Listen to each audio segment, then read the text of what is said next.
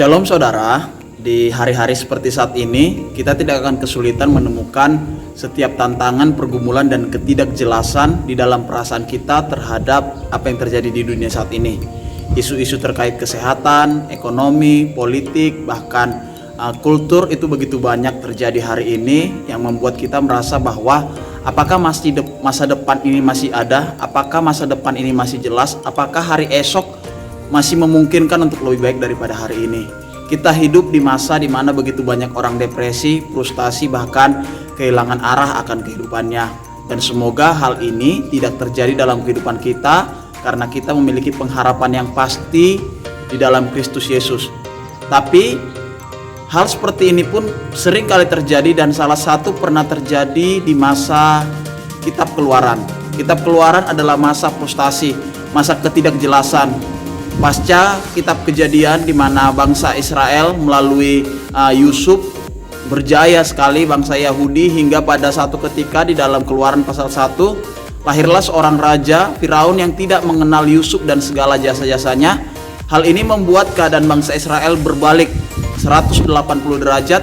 Dulu ras yang diagungkan, bangsa yang sangat dipuja-puja menjadi bangsa yang dijajah 400 tahun lebih.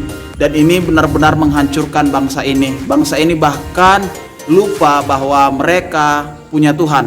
Kalaupun mereka tahu itu hanya cerita turun-temurun yang mungkin sebentar lagi hanya menjadi dongeng, menjadi legenda yang tidak menjadi patokan hidup. Karena mereka sudah memiliki jati diri sebagai budak, sebagai orang-orang yang tidak bernilai.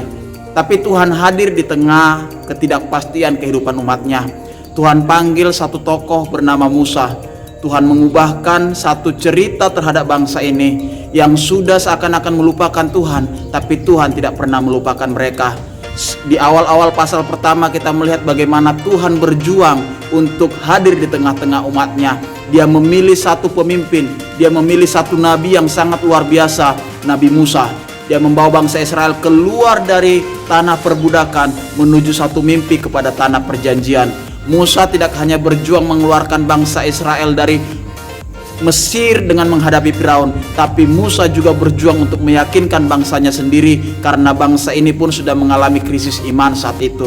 Tapi atas anugerah Tuhan bangsa ini bisa keluar, dan Tuhan tidak hanya melakukan mujizatnya dengan membuat tulah membelah laut dan menyatakan kuasanya, tapi juga Tuhan ingin umatnya naik level.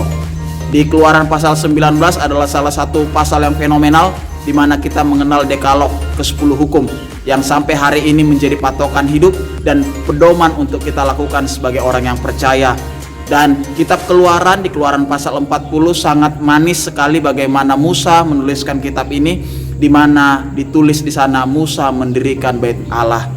Sekalipun bangsa ini belum sampai kepada tanah perjanjian karena masih begitu banyak episode perjalanan kehidupan bangsa ini, tapi kitab Keluaran menjadi gambaran bagi kita. Keluaran pasal 1 dijelaskan bagaimana bangsa Israel kehilangan Tuhan, kehilangan harapan, kehilangan masa depan, dan kehilangan kepastian. Keluaran pasal 40, Keluaran pasal terakhir, kita melihat bagaimana bangsa itu bersorak-sorai, mendirikan kemah suci, mendirikan bait Allah, dan mengenal kembali Allah mereka.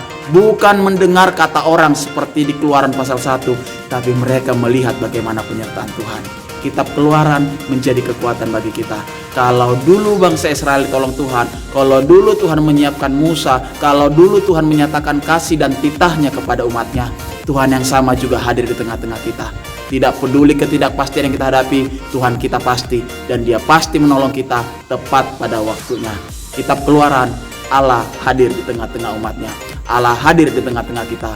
Allah hadir di tengah masalah kita. Allah hadir di tengah-tengah kehidupan kita. Allah hadir di tengah-tengah pergumulan kita untuk menjadikan kita lebih dari pemenang. Tetap percaya, tetap beriman. Waktu Tuhan yang terbaik. Tuhan Yesus memberkati. Haleluya.